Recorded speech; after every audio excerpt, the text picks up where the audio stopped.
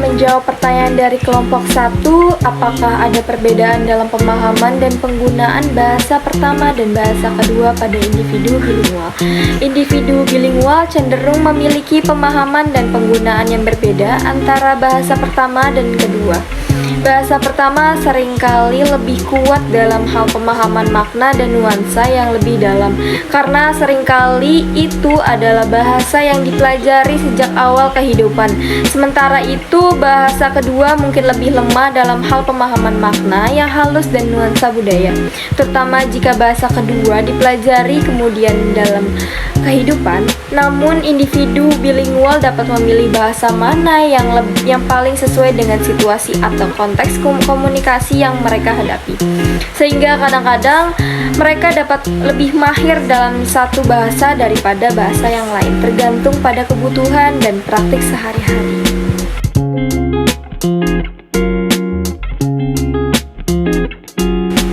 Saya akan menjawab pertanyaan dari kelompok 2 mengenai bagaimana kurikulum sekolah dapat dirancang untuk memperhitungkan keberagaman bahasa dan fenomena diglosia dalam masyarakat. Kurikulum sekolah dapat dirancang untuk memperhitungkan keberagaman bahasa dan fenomena diglosia dalam masyarakat dengan menerapkan beberapa strategi, yaitu pengakuan dan penghargaan terhadap keberagaman bahasa. Kurikulum sekolah harus mengakui dan menghargai keragaman bahasa yang ada di masyarakat. Yang kedua itu penerapan pendekatan multibahasa. Pendekatan multibahasa dalam pendidikan menekankan pada penggunaan berbagai bahasa dalam proses belajar mengajar. Yang ketiga, pengembangan kemampuan berbahasa yang beragam. Kurikulum sekolah harus mengembangkan kemampuan berbahasa yang beragam, termasuk kemampuan berbicara, membaca, menulis, dan mendengarkan dalam berbagai bahasa. Yang keempat, pembinaan kesadaran terhadap diglosia. Diglosia adalah fenomena penggunaan dua bahasa secara bergantian dalam masyarakat. Kurikulum sekolah harus membina kesadaran terhadap fenomena diglosia dan membantu siswa memahami implikasi dalam kehidupan sehari-hari. Yang kelima ada penciptaan lingkungan sekolah yang inklusif. Lingkungan sekolah yang inklusif adalah lingkungan yang menghargai dan menghormati semua bahasa dan budaya. Dengan menerapkan strategi-strategi tersebut, kurikulum sekolah dapat membantu siswa mengembangkan kompetensi bahasa yang beragam, memahami fenomena diglosia, dan hidup dalam masyarakat multibahasa dengan penuh toleransi dan penghargaan.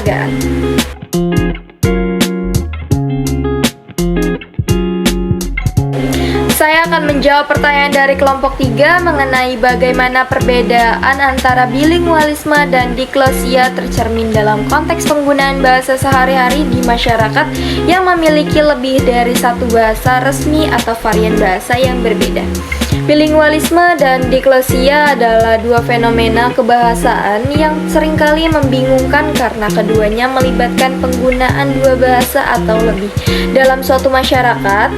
Namun, terdapat perbedaan fundamental antara keduanya yang dapat dilihat dari konteks penggunaan bahasa sehari-hari di masyarakat multibahasa.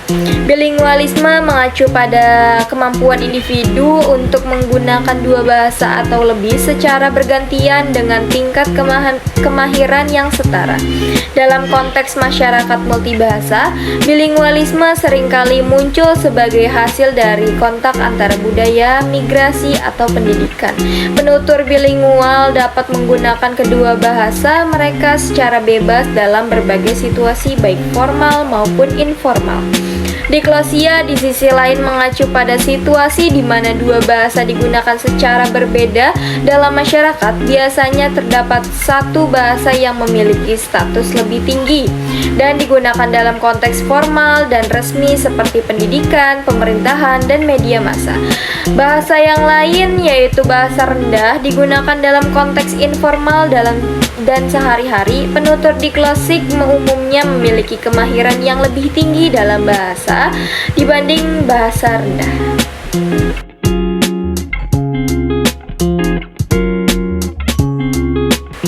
Saya Saya akan menjawab pertanyaan dari kelompok 4 mengenai bagaimana teknologi mempengaruhi perubahan dalam pola bilingualisme dan diglosia.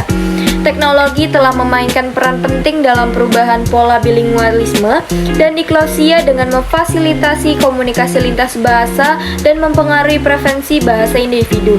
Dengan adopsi teknologi komunikasi seperti internet, media sosial, dan aplikasi pesan instan, individu dapat dengan mudah berinteraksi dengan orang-orang dari berbagai latar belakang bahasa. Hal ini menciptakan kesempatan baru untuk praktik bahasa ganda di mana individu dapat beralih antara bahasa pertama dan kedua tergantung pada konteks komunikasi. Selain itu, teknologi juga memungkinkan penggunaan bahasa non-standar dan campuran bahasa dalam interaksi sehari-hari yang dapat mempengaruhi pola diglosia dengan merangsang penggunaan bahasa informal dalam situasi formal. Dengan demikian, teknologi tidak hanya memperluas jangkauan komunikasi lintas bahasa, tetapi juga mempengaruhi cara individu menggunakan dan memandang bahasa dalam kehidupan sehari-hari.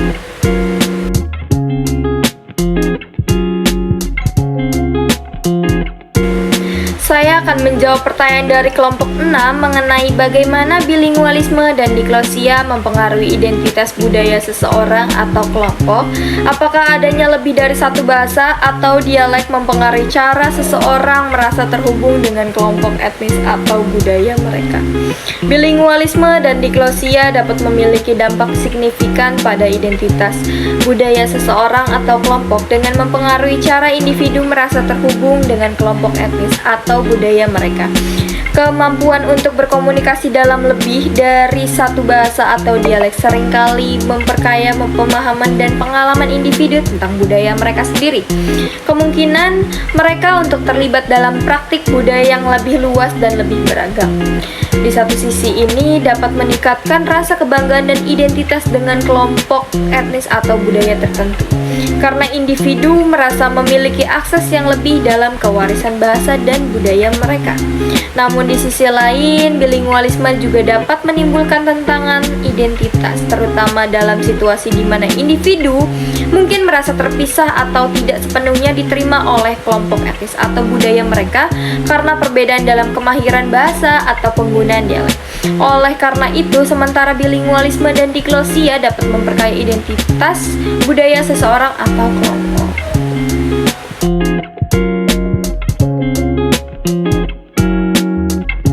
Saya akan menjawab pertanyaan dari kelompok 7 mengenai bagaimana masa depan bilingualisme dan diglosia di era globalisasi.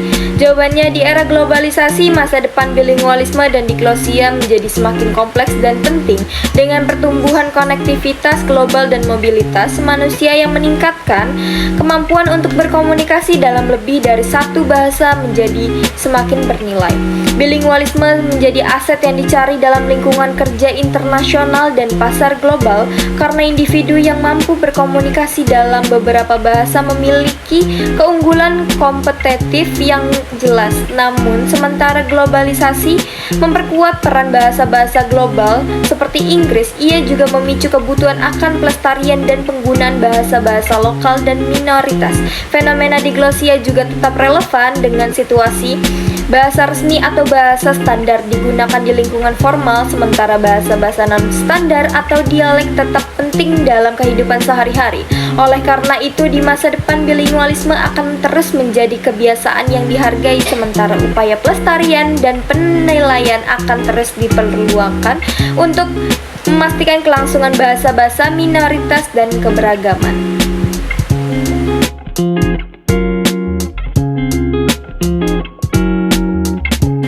Saya akan menjawab pertanyaan dari kelompok 8 mengenai selain bahasa tinggi dan rendah, adakah bentuk diglosia lain yang melibatkan lebih dari dua varietas bahasa? Selain bentuk tradisional diglosia yang melibatkan bahasa tinggi dan rendah, ada juga situasi di mana terdapat lebih dari dua varietas bahasa yang diakui secara resmi atau digunakan dalam masyarakat. Fenomena ini dikenal sebagai poliglosia. Dalam poliglosia, masyarakat dapat menggunakan 3 atau lebih varietas bahasa secara bersamaan dalam berbagai konteks komunikasi. Contoh poliglosia bisa terjadi di negara-negara multibahasa di mana terdapat lebih dari 2 bahasa resmi, atau di masyarakat di mana mana terdapat variasi bahasa regional yang diakui secara formal. Dalam situasi poliglosia, biasanya terdapat hierarki yang kompleks antara varietas-varietas bahasa tersebut, dan penggunaan masing-masing dapat dipengaruhi oleh faktor-faktor seperti pendidikan, situasi sosial, dan konteks komunikasi. Oleh karena itu, poliglosia mencerminkan keragaman bahasa yang kompleks dalam masyarakat yang memerlukan pemahaman yang mendalam tentang dinamika linguistik dan sosial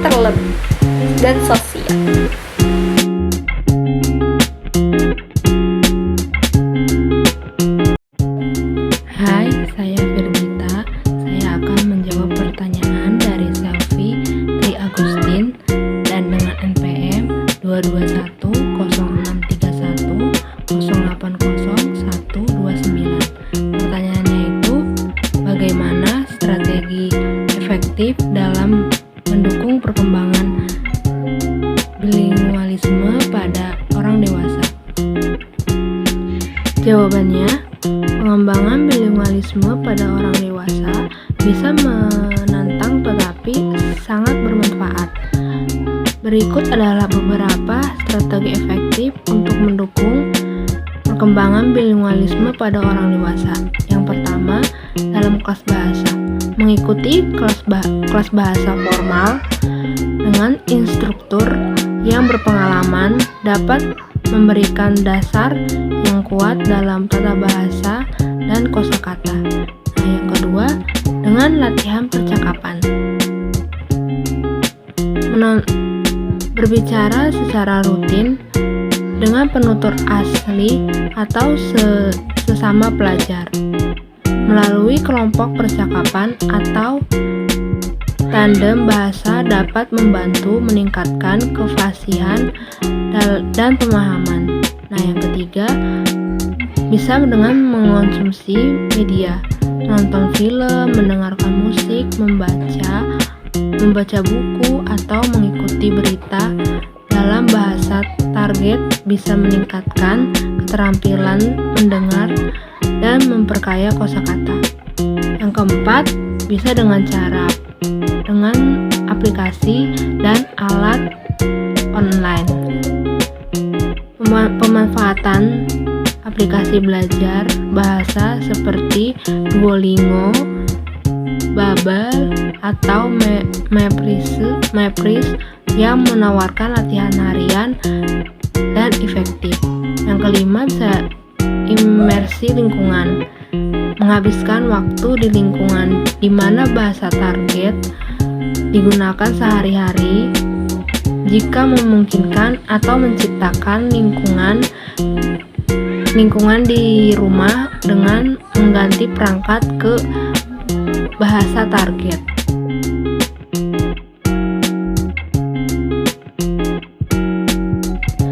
Selanjutnya, saya akan menjawab pertanyaan dari Hilwa Takia dengan NPM 221-031-080-114.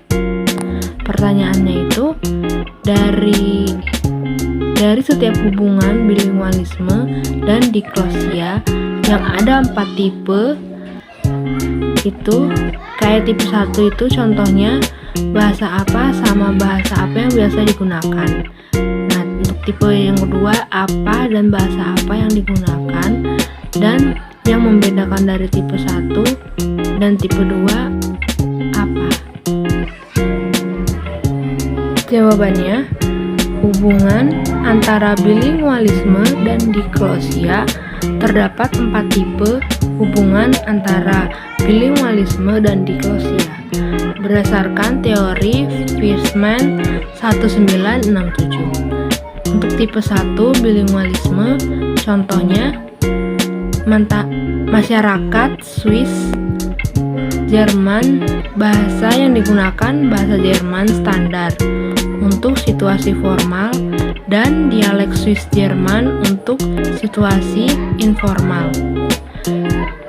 Untuk ciri khasnya, masyarakat menggunakan 2 bahasa yang berbeda dalam domain sosial yang berbeda. Kedua bahasa tersebut memiliki fungsi yang berbeda dalam kehidupan sehari-hari. Untuk tipe tipe kedua, diklosia tanpa bilingualisme. Contoh masyarakat Arab klasik. Bahasa yang digunakan bahasa Arab klasik untuk tulisan dan situasi formal, dan dialek Arab lokal untuk komunikasi sehari-hari. Untuk ciri khasnya, penggunaan bahasa tinggi dan bahasa rendah yang ketat dalam masyarakat, tetapi mayoritas masyarakat hanya bisa menggunakan bahasa rendah atau dialek lokal dalam situasi informal.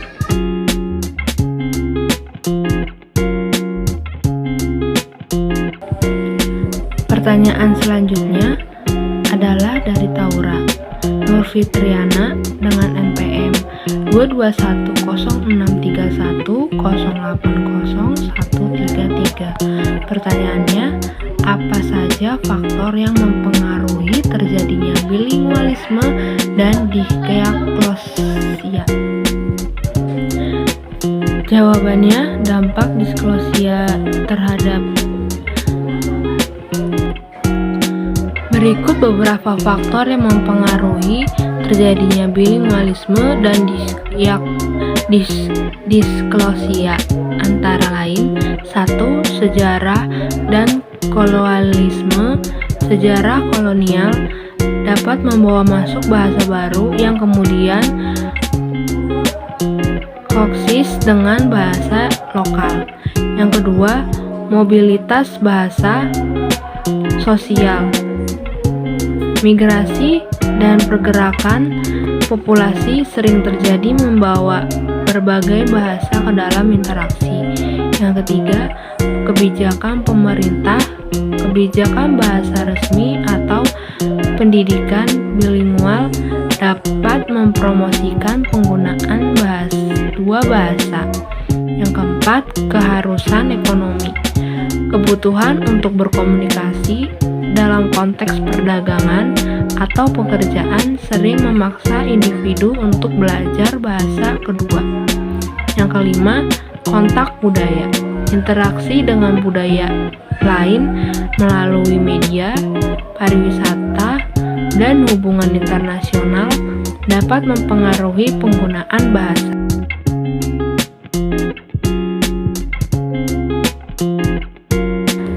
Selanjutnya, pertanyaan dari Farah Azhara Nur Laila.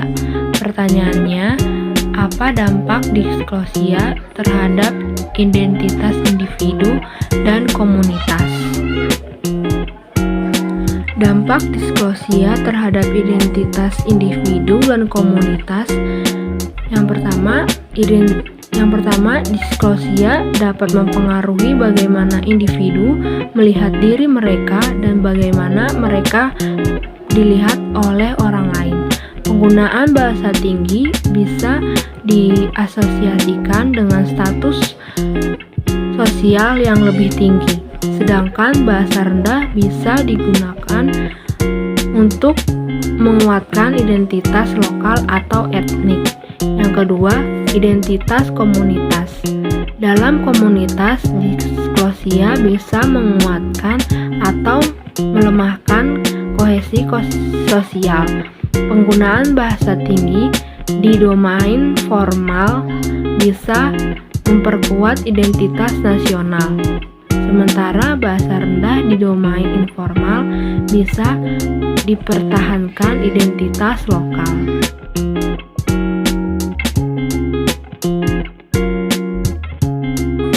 Berikutnya, saya akan menjawab pertanyaan dari Nasita Fikri Yatira dengan NPM 2210631080123. Pertanyaannya itu, apa perbedaan antara bahasa ibu atau B1 dan bahasa kedua atau yang disebut B2 dalam konteks bilingualisme menurut kelompok kalian?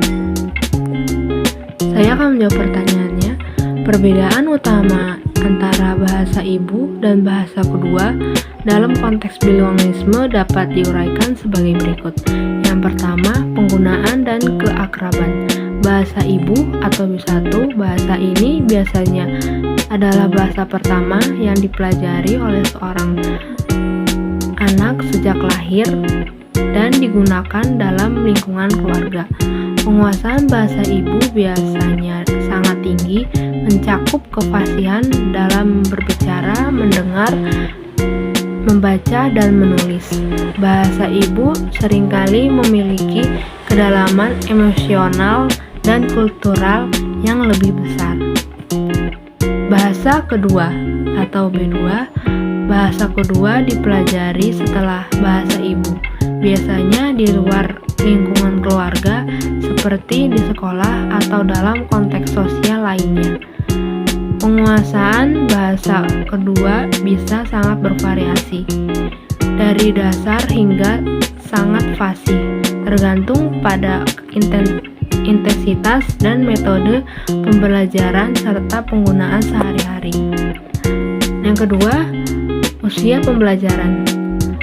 Bahasa ibu dipelajari sejak lahir hingga usia dini, biasanya dalam periode yang disebut sebagai periode kritis untuk akuisisi bahasa, ketika otak sangat resentif terhadap pembelajaran bahasa.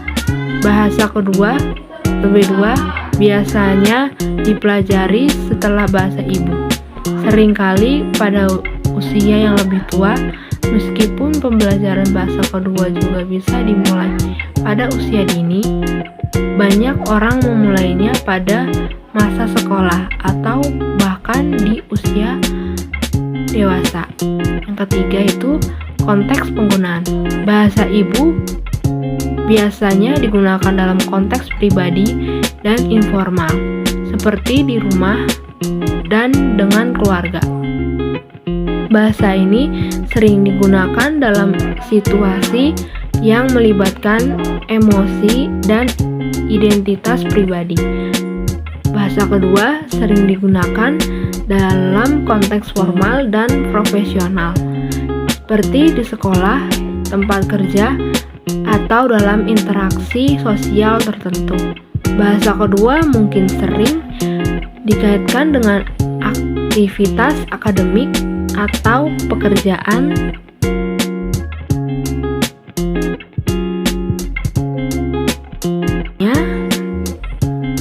Saya akan menjawab pertanyaan dari Siti Putri Rianti dengan NPM 2210631080132. Pertanyaannya, apa contoh fenomena diklosia yang dapat ditemukan dalam masyarakat multibahasa? Jawabannya, fenomena disklosia sering ditemukan dalam masyarakat multibahasa di berbagai negara. Nah, berikut beberapa contohnya. Yang pertama, di Indonesia, bahasa Indonesia digunakan sebagai bahasa resmi dan bahasa pengantar di sekolah, media, dan pemerintah. Sementara bahasa daerah seperti bahasa Jawa, Sunda, atau Minangkabau digunakan dalam konteks komunikasi sehari-hari dan dalam konteks informal di rumah atau komunitas lokal. Yang kedua itu ada bahasa Jerman. Bahasa Jerman standar digunakan dalam konteks resmi, pendidikan dan media. Sementara berbagai dialek Jerman seperti Bavarian, Swabian, atau Long Jerman digunakan dalam percakapan sehari-hari di masing-masing wilayah. Yang ketiga itu ada bahasa Arab Saudi.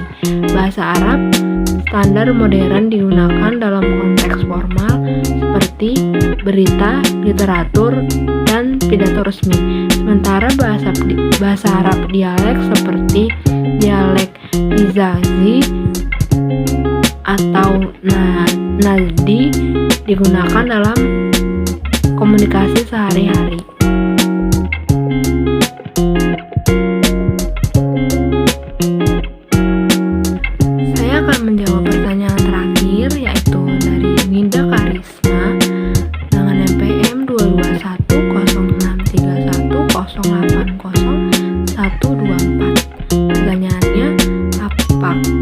perbedaan antara bilingualisme dan disklosia. Berikan contoh untuk menggambarkan setiap konsep tersebut. Saya akan menjawab pertanyaannya. Bilingualisme adalah kemampuan individu atau kelompok untuk menggunakan dua bahasa secara lancar. Ini bisa berarti bahwa seorang dapat berbicara, menulis, membaca, dan memahami dua bahasa pada tingkat yang relatif sama. Bilingualisme dapat terjadi karena berbagai alasan, termasuk lingkungan keluarga, pendidikan, migrasi, atau kebijakan bahasa nasional. Contohnya, di Kanada, banyak orang berbicara baik bahasa Inggris maupun Prancis. Seorang individu mungkin menggunakan bahasa Inggris di tempat kerja, tetapi berbicara dalam bahasa Prancis di rumah atau saat berinteraksi dengan komunitas berbahasa Prancis. Kedua bahasa ini digunakan dalam berbagai konteks tanpa perbedaan status yang signifikan. Sedangkan disklosia di sisi lain merujuk pada situasi di mana dua varietas bahasa atau dua bahasa digunakan oleh masyarakat yang sama, tetapi dalam konteks berbeda dan dengan fungsi yang berbeda.